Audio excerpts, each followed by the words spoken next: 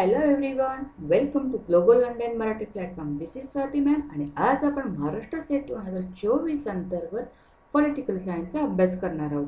मागील काही सेशनमध्ये आपण पॉलिटिकल सायन्समध्ये युनिट फर्स्टमधील पॉलिटिकल थिअरीज आहेत त्या आपण सुरू केलेल्या होत्या. त्यामध्ये ज्या काही कन्सेप्ट आहेत पॉलिटिकल थिअरीमध्ये ज्या काही कन्सेप्ट आहेत त्यामध्ये liberty, equality, rights, justice, democracy आपण पाहिलेलं होतं. तर आज आपण पॉवर म्हणजे सत्ता, पॉलिटिकल थिअरीमध्ये सत्तेचा किती महत्त्वपूर्ण सहभाग आहे किंवा सत्ता म्हणजे काय ह्या गोष्टी आपण किंवा सत्ता हा पॉलिटिकल थिअरीच्या अँगलने आपण आज काय करणार आहोत, अभ्यासणार आहोत. तर त्या अगोदर ग्लोबल ऑनलाईन मराठी प्लॅटफॉर्म आम्ही तुम्हाला कोणकोणत्या गोष्टी प्रोव्हाइड करत आहोत. तर Maharashtra set paper 2 political science या कंप्लीट कोर्समध्ये आम्ही तुम्हाला फुल syllabus recorded lecture plus live lectures provide करणार आहोत. त्याच पद्धतीने फुल सिलेबस नोट्स देखील प्रोव्हाइड केल्या जातील. त्याही दोन्ही माध्यमातून इंग्लिश आणि मराठी या दोन्ही माध्यमातून आपल्याला फुल सिलेबस नोट्स प्रोव्हाइड होणार आहेत. तसेच वीकली टेस्ट देखील होणार आहे.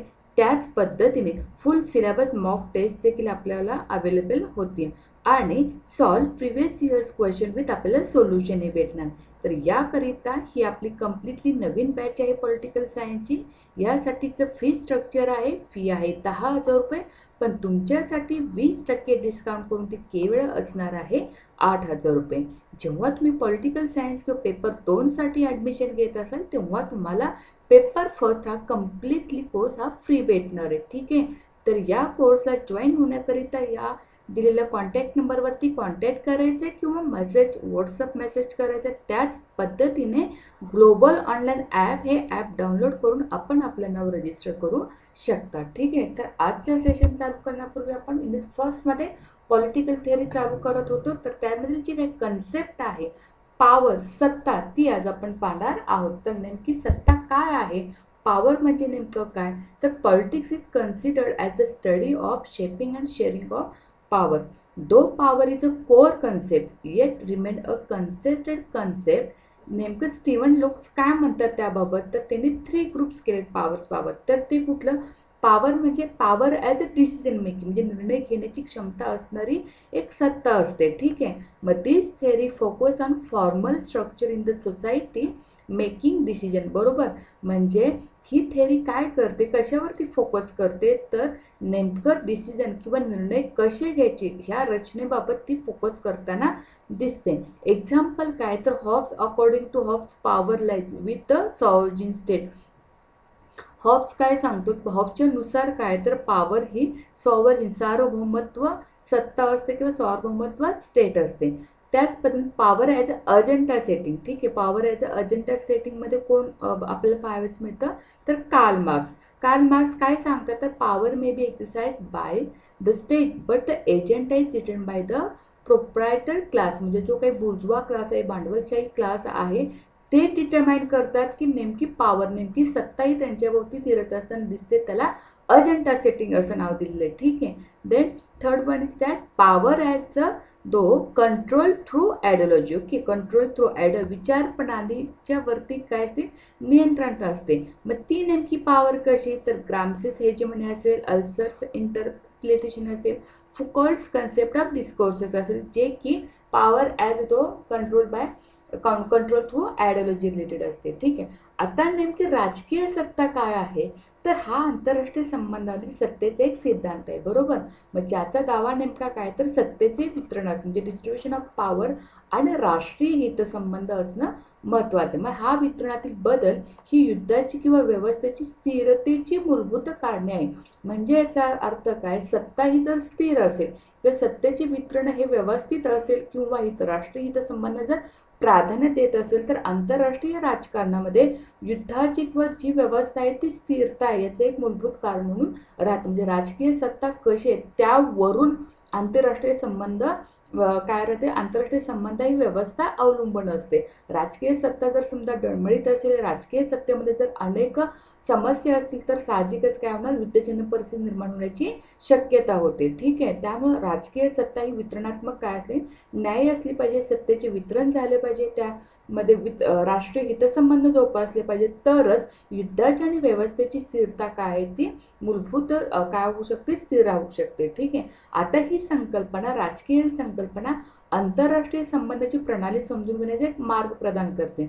मग या दृष्टिकोनातून राज्ये जगाच्या मर्यादित संसाधनासाठी काय करतात, स्पर्धा करत असताना दिसतात आणि इतरांना हानी पोहोचवू शकतील हे वैयक्तिक राज्याच्या फायद्यासाठी ॲक्च्युली असतं. पण आपलं जेव्हा राष्ट्रीय हितसंबंध जेव्हा जोपासत असतात तेव्हा इतराला कमीत कमी हानी पोहोचवणे हे गरजेचं आहे. पण वैयक्तिक हितासाठी किंवा वैयक्तिक राज्याच्या फायद्यासाठी काही वेळा हानी पोहोचण्याची शक्यता असते. मग अशा वेळी पॉवर पॉलिटिक्स काय करतात, तर इतर राष्ट्रांची किंवा आंतरराष्ट्रीय समुदायाच्या हितापेक्षा जास्तीत जास्त राष्ट्रीय स्वार्थाला प्राधान्य देताना दिसते. म्हणजे स्वहित पाहिलं, म्हणजे स्वतःच्या राष्ट्राचं हित पाहिलं जातं. जरी आपल्याला वाटलं की आंतरराष्ट्रीय शांतता अबाधित राहिली पाहिजे, आंतरराष्ट्रीय समुदाय महत्त्वाचे आहे, आंतरराष्ट्रीय समुदायाचे हित महत्त्वाचे, तरीही प्रत्येक राष्ट्र ही सत्तेपुढे स्वतःच्या राष्ट्राला जास्त महत्त्व देताना दिसतं. त्याला स्वार्थ किंवा राष्ट्रीय स्वार्थ असं म्हटलं जातं किंवा राष्ट्रीय स्वार्थाला प्राधान्य दिलं जातं असं म्हटलं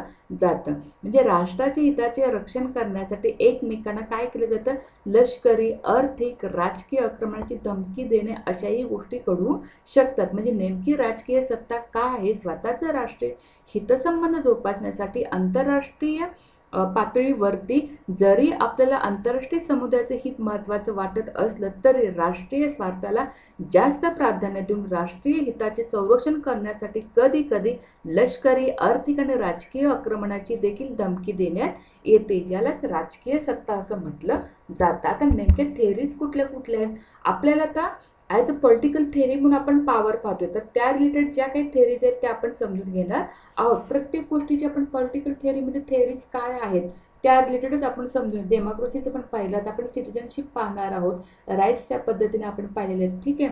तर त्या दृष्टिकोनातून आपण याचा अभ्यास करणार आहोत.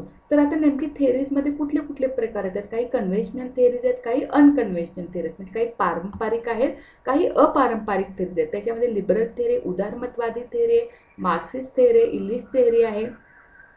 त्याच पद्धतीने प्लुरलिस्ट पण थेरी, लिस्ट म्हणजे वर्चस्ववादी, प्लुरलिस्ट म्हणजे बहुजनवादी. त्याच पद्धतीने अनकन्व्हेन्शनल म्हणजे ग्रामसीचं हे जे म्हणे आहे, ग्रामसीचे वर्चस्व म्हटलं जाते किंवा अना अरंटचे ॲक्टिंग विथ कन्सेंट, ठीक आहे, संमतीचे राजकारण वगैरे असं म्हटलं जातं. तर ह्या ज्या काही थेरीज आहेत, आपण सत्तेचे जे काही सिद्धांत आहेत ते आपण आता पाहणार आहोत. ठीक आहे. तर ते नेमके कोण आहेत, तर पहिला आहे कन्व्हेन्शन थेरीमध्ये उदारमतवादी सिद्धांत. तो नेमका सत्तेबाबत काय सांगतो, तर उदारमतवादी हे एक राजकारणाचे तत्व आहे. हे सार्वजनिक धोरणाचे पहिले प्रमुख ध्येय म्हणून व्यक्तीच्या स्वातंत्र्यावरती जास्त जोर दिला. म्हणजे उदारमतवाद म्हटलं की आपल्यासमोर नेमकं आलं पाहिजे की व्यक्ती, इंडिव्हिज्युअल किंवा व्यक्तीचं स्वातंत्र्य ह्याच्यावरती जास्त भर देताना उदारमतवादी सिद्धांत पाहिला जातो. आता जेव्हा आपण पॉलिटिकल थेरी वेगवेगळ्या पाहतो, लिबरल थेरी, इक्वालिटी, डेमोक्रेसी, त्याच्यामध्ये जे काही सिद्धांत आहेत, जे काही व्ह्यूज आहेत, मग त्याच्यामध्ये आपल्याला उदारमतवादी, Marxist view, feminist view, pluralist view, हे जे एलाइट व्ह्यू, हे जे काय ते प्रत्येकामध्ये आपल्याला दिसून येतं. मग त्या रिलेटेड नेमकं त्याविषयी ते काय म्हणतात हे समजून घेणं म्हणजे सिद्धांत समजून घेणं, बरोबर. म्हणजे सत्तेबाबत उदारमतवादी लोकांचं नेमकं मत काय हे समजून घेणं म्हणजे तो उदारमतवादी सिद्धांत झाला. ठीक आहे. म्हणजे तुम्हाला प्रत्येक वेळा असं वाटू शकतं की बऱ्याच ठिकाणी उदारमतवादी सिद्धांत येतो, बऱ्याच ठिकाणी मार्क्सवाद येतो, मार्क्सवाद काय म्हणतो हे आम्हाला माहिती आहे, पण हे प्रत्येक थेरीच्या बाबतीत काय येत असावं, तर याचं कारण असं आहे की थेरी जेव्हा अभ्यासत असतो, एखादा थॉट जेव्हा अभ्यासत असतो, एखादी कन्सेप्ट जेव्हा आपण अभ्यासत असतो, त्या कन्सेप्ट बाबत लोकांची मतं काय आहेत, म्हणजे लोकांची याचा अर्थ उदारमतवाद काय म्हणतो, मार्क्सवाद काय म्हणतो, फेमिनिस्ट काय म्हणतो, स्त्रीवाद काय म्हणतो, हे अभ्यासणं म्हणजे तो सिद्धांत अभ्यास नसतो. ठीक आहे. मग त्या रिलेटेड आपण आज सत्तेचा सिद्धांत जेव्हा पाहत असतो त्यावेळी उदारमतवाद सिद्धांत काय नेमका सांगतो, तर उदारमतवाद हा नेहमी व्यक्ती स्वातंत्र्याला महत्त्व देताना दिसतो. ठीक आहे. मग व्यक्ती स्वातंत्र्याला महत्त्व देत असताना तो सत्तेबाबत काय म्हणतो हे आता आपण पाहायचं. मग स्वातंत्र्य या अर्थाने तो काय घेतो, तर निर्बंधापासून मुक्ती. निर्बंधापासून मुक्ती याचा अर्थ काय होतो की व्यक्तीला निर्बंध म्हणजे राजकीय निर्बंध जे असतात त्याच्यापासून ॲक्च्युली ही मुक्ती आहे.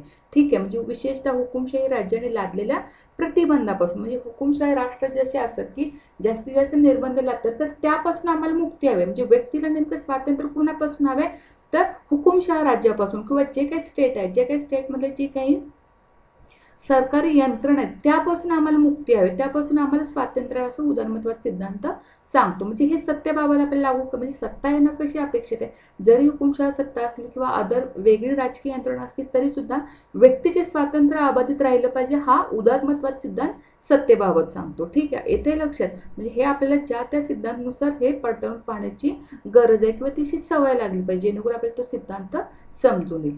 ठीक आहे, आता ही एक बौद्धिक चळवळ ती नेमकी काय करते तर बौद्धिक परिस्थिती, नवीन आव्हानांना तोंड देण्यासाठी, नवीन कल्पनांना सामावून घेण्यासाठी काय करते, विचारांची एक निश्चित पद्धत आहे असं म्हटलं जातं. म्हणजे विचारांची निश्चित पद्धत म्हणण्यापेक्षा ती एक बौद्धिक चळवळ असं म्हटलं जातं. आता बॅरिन म्हणजे नेमकं काय म्हणतात तर उदारमतवादाचं स्पष्टीकरण आणि मूल्यमापन दोन्ही स्वीकारतो. मग ते नेमकं काय सांगतात तर आपण सामाजिक व्यवस्था म्हणतो किंवा यामध्ये आर्थिक, कायदेशीर आणि राजकीय घटनांचा काय असतो समावेश असतो. मग उदारमतवादी दृष्टिकोनानुसार राज्य हे काय आवश्यक वाईट आहे. याचा अर्थ काय होतो की नेसेसरी इव्हिल असं म्हटलं जातं. म्हणजे काय, राज्य एक आवश्यक आहेच, पण त्यांनी व्यक्ती स्वातंत्र्याला महत्त्व दिलं तर ते चांगलं आहे. पण तसं घडताना दिसतं का नाही, ते व्यक्ती स्वातंत्र्य अतिरिक्त महत्त्व दिलं जात नाही किंवा ते स्वातंत्र्य त्या प्रमाणात दिलं जात नाही, त्यामुळे ते वाईट आहे. ठीक आहे, राज्य हे जरी आवश्यक असले तरी ते व्यक्ती स्वातंत्र्याचा पाठपुरावा करत नसल्यामुळे ते वाईट आहे. मग उदारमतवाद काय करतो, तो उदारमत राज्याला साधन मानतो. राज्याला साधन, व्यक्ती स्वातंत्र्य व्यक्तीचा विकास होण्याकरिता ते एक साधन आहे आणि व्यक्तीला तो एंड मानतो किंवा व्यक्ती हे नेमकं काय साध्य म्हणजे जास्तीत जास्त राज्याचे पूर्ण अधिकार ते काय करतात नाकारताना दिसतात, पण निगेटिव्ह राज्याला रोल देताना दिसतो. म्हणजे व्यक्तीच्या स्वातंत्र्यामध्ये राज्याचा हस्तक्षेप हा नसला पाहिजे किंवा कमीत कमी असला पाहिजे, व्यक्तीला जास्त स्वातंत्र्य मिळालं पाहिजे. म्हणजे व्यक्तीला नेमका काय म्हणतात विवेक आहे, रिझन आहे, व्यक्तीला कोणत्या गोष्टी चुकीच्या आहेत, कोणत्या गोष्टी बरोबर आहेत, ह्या गोष्टींचं त्यांना आकलन असल्या कारणाने राज्याने त्यांच्यामध्ये कमीत कमी हस्तक्षेप केला पाहिजे आणि राज्याने काय केलं पाहिजे एक साधन म्हणून बघितलं पाहिजे किंवा राज्य एक साधन असलं पाहिजे, जेणेकरून व्यक्तीचा जो काही हित आहे, व्यक्तीचं जे काही हितसंबंध आहे, व्यक्तीचं जे काही स्वातंत्र्य ते हे नेमकं काय तर हे काय म्हणतात मीन आहे म्हणजे साध्य आहे. त्या साध्यापर्यंत पोहोचण्यासाठी राज्याने साधन म्हणून त्यांना काय केली पाहिजे मदत केली पाहिजे, असा हा सिद्धांत सांगतो. ठीक आहे, तर आता त्याचे दोन मुख्य दिशा आहेत, दोन प्रवाह आहेत. तर काय आहे व्यक्तिवाद आता सांगितलं आणि उपयुक्तवाद. मग व्यक्तिवादाने काय केलेलं की व्यक्तीवर जास्त लक्ष केंद्रित केलंय. मग त्यामध्ये सार्वजनिक धोरणे, निर्णय घेताना व्यक्तीची प्रतिष्ठा, स्वतंत्र अस्तित्व, निर्णयाला काय दिलं पूर्णतः मान्यता असणे आवश्यक आहे. तर जॉन लॉक जे आहे ते व्यक्तिवादाचा पुरस्कार करताना दिसतात, त्याच पद्धतीने ॲडम स्मिथ पण व्यक्तिवादाचे पुरस्कर्ते दिसतात. तर दुसरीकडे उपयुक्तवाद पण आपण सांगितलं जो की उदारमतवादी सिद्धांतामध्ये आढळून येतो.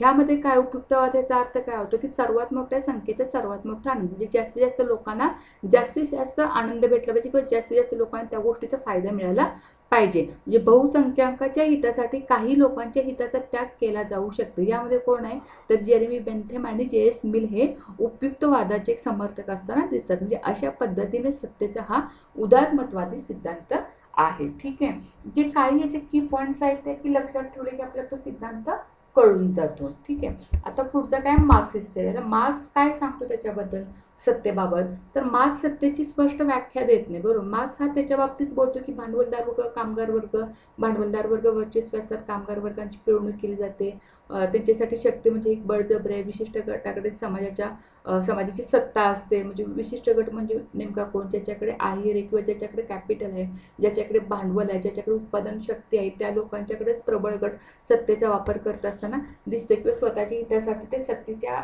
अधीन असलेल्या लोकांचे काय करतात शोषण करतात. म्हणजे अशा पद्धतीने हा मार्क्सवादी सिद्धांत सत्तेच्या बाबतीत बघायचा. येथे लक्षात मग मार्क्स काय नेमका युक्तिवाद करतो की वेळोवेळी प्रबळ वर्गाने त्याची सत्ता वर्चस्व टिकवून ठेवण्यासाठी ते शक्तीचा अवलंब करावा लागतो. मग ही नेमकी शक्ती काय आहे तर लोकांची म्हणजे जे काही शोषण करणार किंवा जो काही कामगार वर्ग आहे किंवा त्यांच्यावरती जो काही डिपेंडंट वर्ग आहे त्यांच्यावरती काय केलं जातं त्यांनी दडपशाही केली जाते किंवा दडपशाही सक्ती करण्याची गरज असते. ऍक्च्युअली दडपशाहीचा अर्थ याचा अर्थ वर्चस्व होत नाही तर त्या विचारसरणीत त्यांचे समाजीकरण झाले, त्याच्या परिणामकारकतेमुळे वर्चस्व असलेल्या स्थितीबद्दल माहिती नसते. म्हणजे मार्क्सवाद जेव्हा समजून घेत असताना आपण काय करू शकतो की भांडवलदार वर्ग आणि कामगार वर्ग असतो. मग भांडवलदार वर्ग काय करतो, त्यांच्याकडे कॅपिटलिस्ट उत्पादन साधने असल्यामुळे ते जास्तीत जास्त स्वतःचा वापर स्वतःच्या हितसंबंधासाठी करतात आणि त्यांच्यावरती जे काही डिपेंडंट लोक आहेत त्यांचं काय करतात, ते शोषण करतात दिसणार. मग ही सत्ता नेमकं कुणाच्या हातात येताना दिसणार, तर ही सत्ता साहजिकच भांडवलदार वर्गाच्या किंवा आहेर वर्गाच्या हातात दिसून होते. म्हणजे सत्तेचा जो काही हे आहे, सत्तेचा जो काही वापर आहे तो कुणाकडून होतो, तर भांडवलदार वर्गाकडून होताना दिसतो, आहेर वर्गाकडून होताना दिसतो. म्हणजे अशा होती सत्तेचा मार्क्सवादी सिद्धांत आहे. तर पुढचा नेमका काय, तर अभिजातवादी सिद्धांत किंवा इलिट थेअरी किंवा जे काही इलाइट लोक आहेत त्यांच्या बाबतीत. मग ही नेमकी थीम काय, तर सत्ता ही अभिजात वर्ग म्हणून ओळखल्या जाणाऱ्या छोट्या विभागाकडे असते. आता जो इलाइट वर्ग जो असतो, इलाइट वर्ग म्हणजे जे काही विशेष लोक असतात ती नेमकी किती असतात, तर थोडीच असतात, अल्पसंख्याक असतात.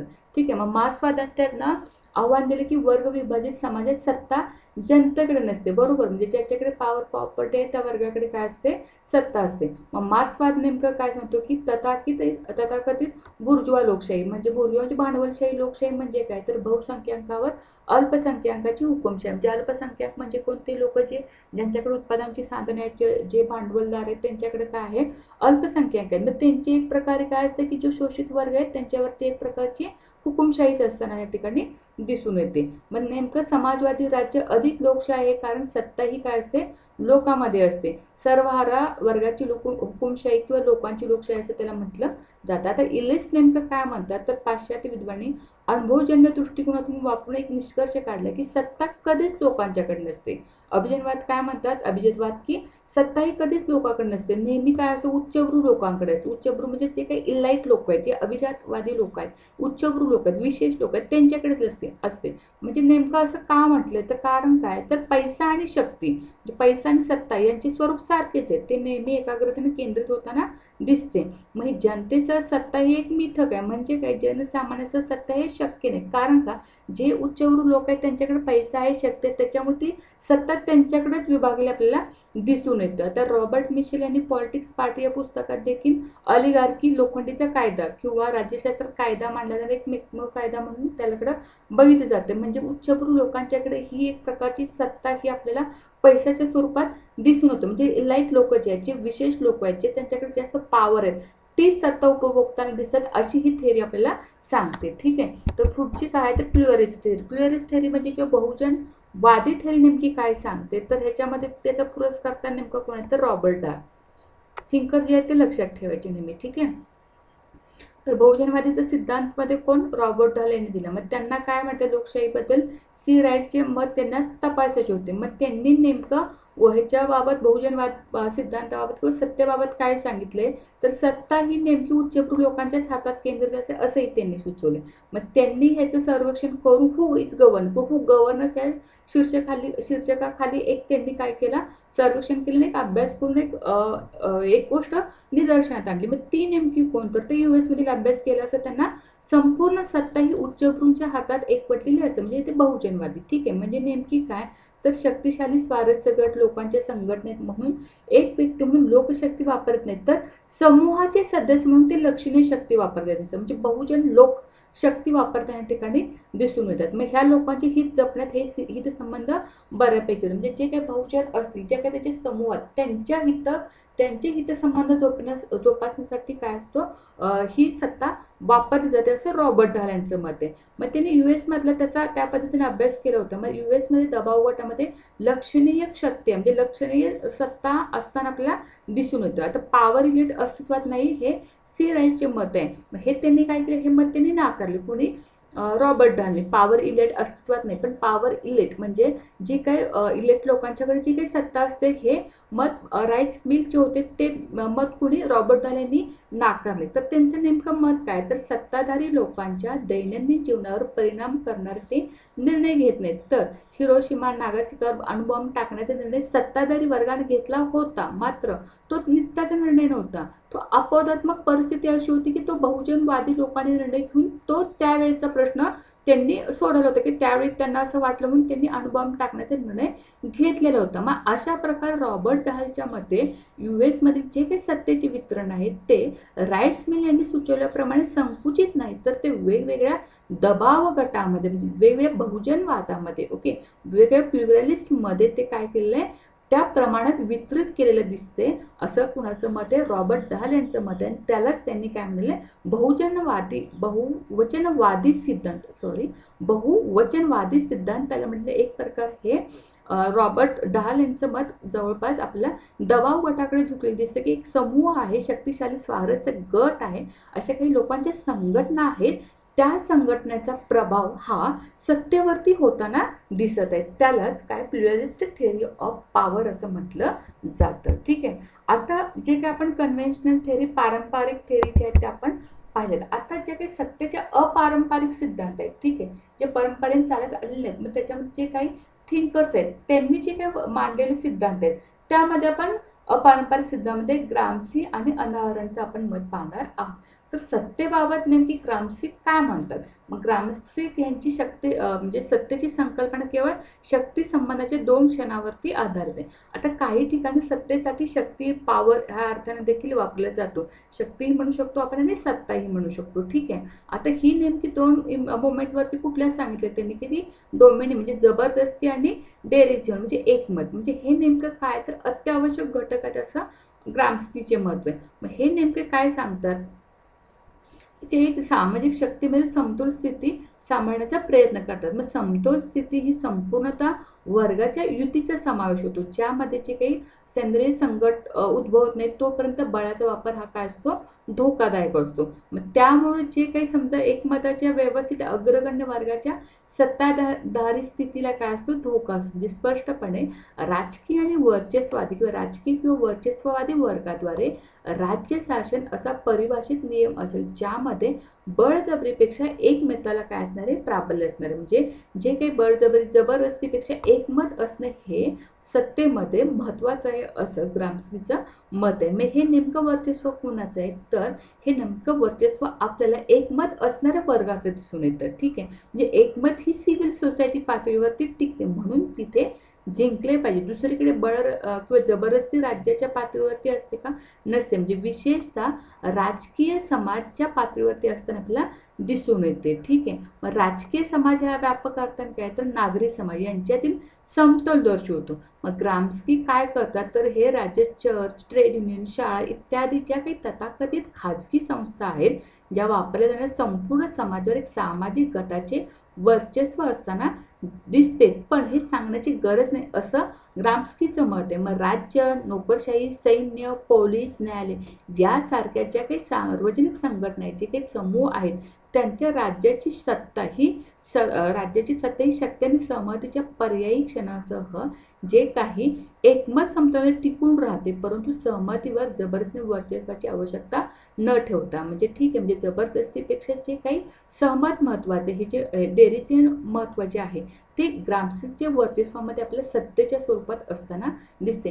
ग्रामसीने जे काही 2 क्षण सांगितले 2 मोमेंट सांगितले त्याच्यामध्ये एक जबरदस्ती सांगितलेली आणि एक मताबाबत सांगितले. मग राजकीय समाज नागरिक समाज हा जबरदस्तीच्या क्षणापेक्षा काही जबरदस्तीने केलेले जाणाऱ्या नेतृत्वापेक्षा हा एकमताच्या नेतृत्वावरती कसा वर्चस्व गाजवतो, एकमताच्या नेतृत्वावर कसं व्यवस्था टिकून राहिली जाते हे ग्रामस्कीचं मत सत्तेच्या अपारंपरिक सिद्धांताबाबत आहे. ठीक आहे. तर ग्रामस्की नंतर अना अरेंट नेमकं काय म्हणतात तर अना अरेंट देखील हिंसेपेक्षा वेगळी आहे. म्हणजे नेमकं काय सांगतात की संमतीने वागणे हे गरजेचे आहे. यांनी पण आपल्या एकमताविषयी सांगितलेलं होतं ग्रामसीने आणि आपल्याला अना अरेंट सुद्धा संमतीबाबत सांगतात. म्हणजे नेमकी शक्ती ही बळजबरी जबरदस्ती नाही, ही शक्ती ही संमतीवरती आधारित आहे. म्हणजे कन्सेंट असणं गरजेचं असं म्हणतात. मग ह्या कन्सेंटसाठी नेमकी महत्वाचं कोण आहे तर महत्वाची लोकच आहे किंवा सत्तेचा स्रोत हे नेमकं कोण आहे तर लोक आहेत असं त्यांनी सांगितलं. मग ही सत्ता टिकवण्यासाठी लोकांची सामूहिक कृती आवश्यक आहे असं त्यांनी म्हटलेलं आहे. मग हे हिंसाचाराची शक्यता काय असते, जर व्यक्ती एकल जीवन जगत असेल तर हिंसाचाराची शक्यता जास्त असते असं काय आहे अनाहरणचं मत आहे. मग अनाहरण मानवाच्या परिभाषित वस्तुनिष्ठेच्या कल्पनेला विरोध करतात. त्यांच्या मते काय तर राजकारण हे सत्ता आणि प्रभाव मिळवण्याचे माध्यम नाही तर न्याय आणि प्रतिष्ठा सुनिश्चित करण्यासाठीच महत्वाचं आहे असं काय केलेलं आहे अनाहरणने सांगितलेलं आहे. मग भिक्खू पारिख यांच्या मते काय तर अनाची राजकीय क्रिया गांधी लेनिन माओ यांच्या जवळचे आहे असं भिक्खू पारिख असं म्हणतात. भिक्खू पारिख हे थॉट थिंकर आहेत. तथापि तिचा समाजाच्या महत्वावरती विश्वास आहे, समाजावरती जास्त विश्वास असलेला दिसून येतो. म्हणजे समाजातील वैयक्तिक स्वातंत्र्यावर त्यांचा विश्वास असताना दिसून येतो. राज्याच्या किंवा सरकारच्या लोकशक्तीच्या संमतीशिवाय काय होतं की कायदेशीरपणा नाहीये. म्हणजे लोकांच्या वरती किंवा वैयक्तिक स्वातंत्र्यावरती किंवा समाजावरती किंवा नेमका सत्तेचा स्रोत काय आहे तर नेमका सत्तेचा स्रोत हा लोक आहे असं आपल्याला अनाहरण यांनी सांगितलेलं दिसतं. म्हणजे राजकीय पक्षाऐवजी त्यांनी जास्त व्यक्तीवरती जास्त भर देताना दिसलेलं आहे. आधुनिक लोकशाही युगात लोकांची भूमिका केवळ मतदानापुरतीच मर्यादित राहिलेली आहे. ती मानते की विचारवंतांनी खाली भूमिका बजावून लोकांवर प्रभाव टाकला पाहिजे. म्हणजे नेमका काय तर नागरिकांना ज्ञान दिलं पाहिजे, त्याच पद्धतीने टीका आणि असमातीला प्रोत्साहन देण्यासाठी लोकांना प्रवृत्त केलं पाहिजे, बरोबर. त्याच पद्धतीने लोकांना रचनात्मक कार्यात सहभागी होण्यासाठी प्रोत्साहित केलं पाहिजे आणि विविध मुद्द्यावरती नागरिकांमध्ये संवाद वाढवणे गरजेचं आहे असं अनाहरणचं मत आहे. जेणेकरून संमतीने वागणे, एकमताने वागणे किंवा जबरदस्ती नसताना लोकांचा किंवा शक्तीचा स्रोत हा लोक आहे तर व्यक्तीच्या स्वातंत्र्याला महत्त्व देत त्यांनी कोणकोणत्या लोकशाही युगामध्ये गोष्टी केल्या पाहिजे, संमतीचं वागणं कसं असलं पाहिजे, त्यामध्ये नागरिकांना ज्ञान दिलं पाहिजे, त्यांनी टीका केल्या पाहिजे, त्यांनी नागरिकांनी संवादामध्ये विविध मुद्द्यावरती संवाद साधला पाहिजे असं अनाहरणचं अपारंपरिक सत्तेबाबत आपल्याला मत असताना दिसून येतं. म्हणजे अशा पद्धतीने आपण पारंपरिक आणि अपारंपरिक सत्तेचा अभ्यास केलेला आहे. तर आता काही टाईप्स आहेत, काही प्रकार आहेत सत्तेचे, तर ते नेमकं कोणतं आहे तर सत्तेचे प्रकार इकॉनॉमिकल आहे, सोशल आहे, राजकीय शक्ती म्हटलं जातं. त्या नेमके काय तर आर्थिकमध्ये आपण काय पाहिलं होतं की माणसासाठी आर्थिक शक्ती हा राजकीय शक्तीसह सर्व शक्तीचा आधार आहे असं म्हटले. म्हणजे उत्पादनाच्या पद्धतीशी वस्तूंचे संबंध, श्रमिक बाजारातील गटाची स्थिती, त्यांची शक्यता यावर आधारित असलेले दिसून येतं. म्हणजे यांचं घटनावर नियंत्रण ठेवण्याच्या क्षमतेचे एक मोजमाप आहे. सत्तेच्या प्रकारामध्ये आर्थिकदृष्ट्या जर विचार केला तर आपण मार्क्स बाबत विचार करू शकतो की जो काही बुर्जुआ क्लास आहे, जो काही भांडवलदार वर्ग आहे, तो भांडवलदार वर्ग त्यांच्याकडे आर्थिक सत्ता असल्या कारणाने राजकीय सत्ता ते देखील प्रभावित करत असताना दिसत. अशा प्रकारे सत्तेच्या प्रकारामध्ये आर्थिक सत्ता जी आर्थिक शक्ती जी आहे ती आपण मार्क्सवाल्याच्या दृष्टिकोनातून पाहू शकतो. आता सामाजिक शक्ती म्हणजे काय, सोशल पॉवर याचा अर्थ काय होतो तर ती एक अनौपचारिक समुदायाचे मत, कौटुंबिक स्थान, सन्मान, प्रतिष्ठा, उपभोगाच्या पद्धती, जीवनशैली यावर आधारित असताना आपल्याला सोशल पॉवर असताना दिसून होते. त्याच्यामध्ये महत्त्वाचे थिंकर कोण आहे तर वेबर. वेबर काय करतात तर सामाजिक शक्तीच्या वरती विशेष भर देताना दिसतात. म्हणजे सहसा आर्थिक हितसंबंधांना प्राधान्य देते, समकालीन सामाजिक स्थितीला इतके महत्त्व दिले आहे की त्यांना कधी कधी राजकीय सत्तेचे महत्त्व कमी लेखले दिसते. म्हणजे सामाजिक सत्ता ही अत्यंत महत्त्वपूर्ण आहे या ठिकाणी आपल्याला दिसून होतं. त्याच पद्धतीने राजकीय शक्ती काय, राजकीय सत्ता नेमकं काय तर राजकीय सत्ता ही कायदेशीर संरचना, पक्ष संलग्नता, व्यापक नोकरशाही यांच्या संबंधावरती आधारित असताना आपल्या ठिकाणी दिसून येते. ठीक आहे. मग राजकीय शक्ती ही मोठ्या प्रमाणात सरकारी नोकरशाहीच्या स्वरूपात संस्थात्मक आहे. त्याच पद्धतीने ती एक उच्चभ्रू म्हणजे लहान निवडक विशेष अधिकारच्या गटाद्वारे नियंत्रित केली जाते, जे की आता आपण पाहिलं होतं.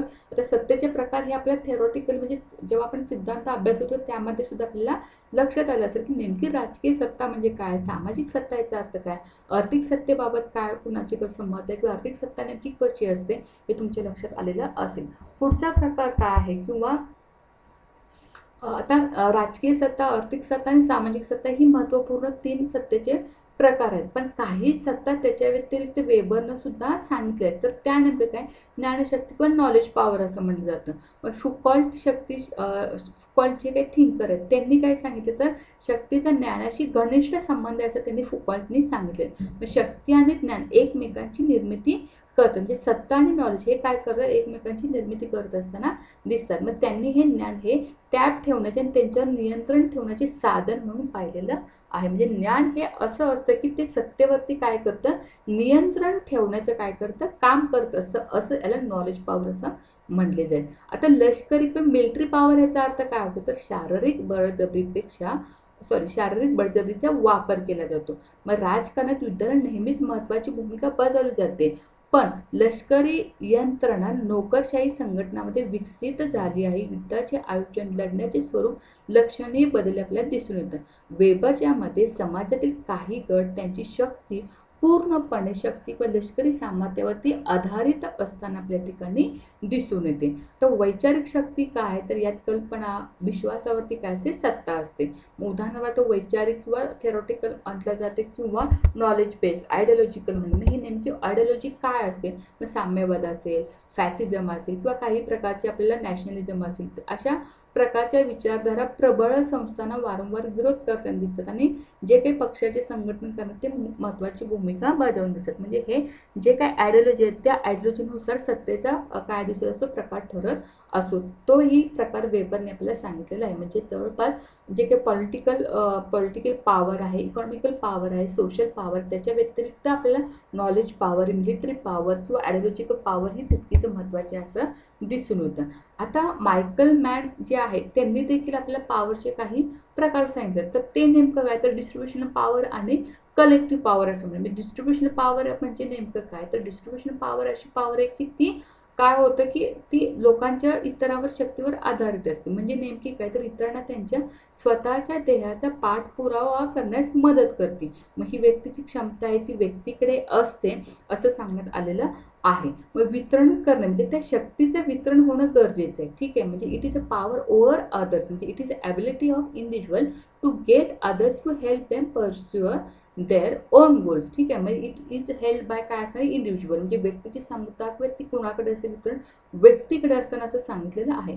त्याच पद्धतीने कलेक्टिव्ह पॉवर पण सांगितलं. ज्या पद्धतीने इंडिव्हिज्युअल बद्दल सांगितले त्याच पद्धतीने सामूहिक शक्ती किंवा सामूहिक सत्तेबद्दल देखील जे मायकल मॅन आहेत ते बोलताना दिसतात. ते नेमके काय सांगतात की हे सामाजिक गटाद्वारे वापरले जाते आणि हे सामाजिक गटाद्वारे दुसऱ्यावर वापरले जाऊ शकते. म्हणजे ध्येयाचा पाठपुरावा करत असताना व्यक्तीची क्षमता जी महत्त्वाची असते त्यामध्ये आपण डिस्ट्रीब्युशन पॉवर म्हणून इंडिव्हिज्युअलिझम बघतो किंवा व्यक्तीकडे असलेली आपण वितरण शक्ती बघतो. त्याच पद्धतीने सामूहिक शक्ती ही देखील जी की सामाजिक गटाकडे असते, ती सामाजिक गटाकडे वापरली जाणारी जी काही शक्ती आहे ती आपण त्या मार्फत वापरली जाताना दिसते. म्हणजे अशा पद्धतीने आपण म्हणजे जो काही सत्ता हा पार्ट आहे पॉलिटिकल थेअरीमध्ये आपल्या युनिट फर्स्टमध्ये ज्या काही कन्सेप्ट दिलेल्या आहेत, ओके, ज्या काही कन्सेप्ट आहेत त्याच्यामध्ये जे काही लिबर्टी, इक्वालिटी आहे, राईट्स आहेत, त्याच्यामध्ये आपल्याला पॉवर ही महत्त्वाची कन्सेप्ट अभ्यासाची होती आणि त्या रिलेटेड ज्या काही थेअरीज आहेत, ज्या काही पारंपरिक सिद्धांत आहेत, काही अपारंपरिक सिद्धांत आहेत.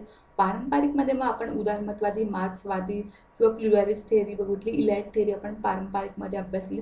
त्याच पद्धतीने जे काही अपारंपरिकमध्ये आपल्याला ग्रामसीचे महत्त्व किंवा ग्रामसीने जे काही त्यांचे विचार मांडले हेजेमनीबाबत, वर्चस्ववादी, ते आपण पाहिले. तसेच ज्या अनावरांचे जे मत आहे कन्सेप्ट बाबत तेही आपण पाहिलं. त्याच पद्धतीने टाइप्स ऑफ पॉवर्स काय, जेणेकरून नेमक्या पॉवर्स कोणकोणत्या प्रकारच्या असू शकतात ॲज अ पॉलिटिकल थेअरी म्हणून त्या आज आपण अभ्यासले. जेणेकरून आपल्या ह्या रिलेटेड जर एखादाही क्वेश्चन आला तर तो आपल्याला नीट टॅकल करता येणार आहे. आणि त्या रिलेटेड उदारमतवादी पर्स्पेक्टिव्ह, उदारमतवादी थेअरी ऑफ पॉवर किंवा लिबरल थेअरी ऑफ पॉवर जेव्हा आपण म्हणतो तेव्हा मग त्याच्यामध्ये कोणकोणते थिंकर येतात पॉवर रिलेटेड, तर त्यामध्ये लॉक असतील, ॲडम स्मिथ असतील. हे थिंकर त्याबाबत कुठले हे आपल्याला सेटच्या एक्झामसाठी जोड्या ह्याच्यामध्ये जास्तीत जास्त विचारण्याचे चान्सेस असतात.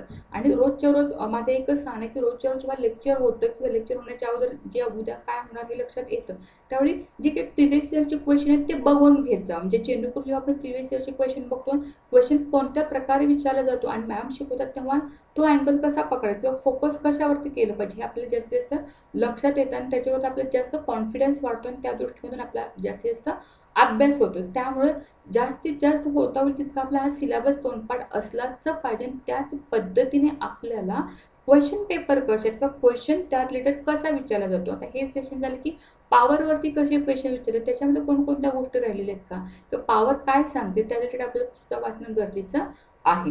आता आपल्या पॉलिटिकल थिअरी बाबत मी मागे ही एक बुक तुम्हाला सांगितलेलं होतं की ओ.पी. गव्वा हे इंग्लिशमधलं बुक आहे, पण पॉलिटिकल थिअरीमध्ये त्यांचं मराठी देखील वर्जन आहे किंवा मराठी पण युनिक अकॅडमी के सागरचं आहे. मराठीमध्ये काढलेलं पुस्तक आहे तुकाराम जाधव सरांचं, ते पॉलिटिकल थिअरीसाठी तुम्ही वापरू शकता. त्याच पद्धतीने भालभोवळेंचं सुद्धा खूप चांगलं पुस्तक आहे. त्यांची जर भाषा तुम्हाला नीट कळत असेल तर तेही तुम्ही पुस्तक वाचू शकता. आणि त्याच पद्धतीने जर समजा तुम्ही आत्तापर्यंत म्हणजे आपल्याला कॉलेज लाईफपासून फर्स्ट इयर ऑफ BA पासून जर तुम्ही एखाद्या पॉलिटिकल थिअरीसाठी तुमच्या भाषेत जर एखादं चांगलं पुस्तक तुम्ही वापरलेलं असेल आणि ते जर तुम्हाला कळालं असेल तर आहे ते पुस्तक रेफर करायला सुद्धा काहीही हरकत नाही. फक्त तुम्हाला त्या कन्सेप्ट व्यवस्थित कळायला पाहिजे की नेमकं त्याच्यामध्ये काय म्हटलेलं आहे आणि ते टू दी पॉईंट लक्षात ठेवायचे. लिबरल थेअरी म्हटले की व्यक्तिवाद आलंच पाहिजे. मार्क्सिस्ट म्हटले की भांडवलदार, भांडवल आणि शोषण वर्ग जो असेल तो, ते नेमके काय म्हणतात त्यांचे मग पर्स्पेक्टिव्ह इतर बाबतीत, मग सत्तेबाबत काय, सिटिझनशिपमध्ये काय, डेमोक्रेसी बाबत काय, मग लिबर्टीविषयी काय म्हणतील, असे पर्स्पेक्टिव्ह जे काय त्यांचे विचार ते आपल्याला फिरवता आले पाहिजे. म्हणजे हे आपल्याला विचार करतात म्हणजे एकदा उदारमतवाद लक्षात राहिला की त्या पद्धतीनं त्यांची मतं काय आहेत येते लक्षात. त्यांची मतं प्रत्येक कन्सेप्ट विषयी कशी बदलत जातात किंवा त्यांची कन्सेप्ट विषयी मतं काय ते आपल्याला लक्षात येणं गरजेचं. म्हणजे अशा पद्धतीने आपल्याला अभ्यास होणं गरजेचं, जेणेकरून आपल्या कन्सेप्ट जास्तीत जास्त क्लिअर होऊन आपल्याला जास्तीत जास्त प्रश्न काय करता येईल टॅकल करता येतील. ठीक आहे. आणि रोजच्या रोज आपल्याला क्वेश्चन सोडवणं गरजेचं आहे, जेणेकरून आपला तो कॉन्फिडन्स वाढतो आणि आपण परीक्षेपर्यंत पोहोचतो आणि जास्तीत जास्त आपल्या मार्क्स म्हणजे पास होण्याची जास्तीत जास्त आपली शक्यता वाढते. ठीक आहे. तर अशा पद्धतीने अभ्यास करत राहा. हे सेशन तुम्हाला कसं वाटलं हे मला नक्की कमेंट बॉक्समध्ये कळवा. धन्यवाद.